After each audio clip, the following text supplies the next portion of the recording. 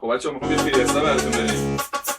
سامی هستم، دیجی عزیز، بانجا هم داره فیلم میگیره. اون گوش کنید خیلی باحاله بچه‌ها. حاضری؟ دیجی برو داش.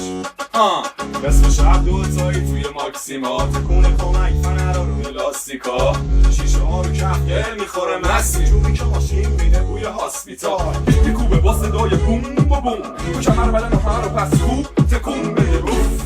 با اون کفشای های هیز گاز میگیرمت مثل ومپایر داری. اون با ریز آشدار گلدونی که چاش داره شل رو به روی دکن پولی به شل داره لخت چاش داره هول میزنه توری که جیم اسفاق باره شد اون باز پامشون پوش سر موشه زد و روش لب و برو کرد لب من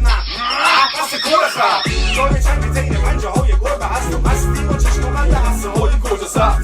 سکسی که آمنده ها رو میبارن یه دسته ها رو میجوان یه بچه ها رو یه جمع دسته ها رو میخورن هات چه داغ سابه پاچون دست من مسیر شد و پاق ادامه داد و لابلای کار انگاش میره واسه نقطه یابی باز میشه دکمه یاسیم به سمت شورت آبی چه پشت کاری داری وقتی پشت کاری ما چون میشه تو شهربارم پشت کاریزما میگم در گوشت که خشک یا خیس ها میگی اول تو درشت یا ریز وای خلاصه که کلی کش مرده داریم من بانجو و سامی حلیال مشکلاتی تو وقتی که ما ایستادیم مثل خودنگاری اینجا برای آیسن و قصه ها نیست داشت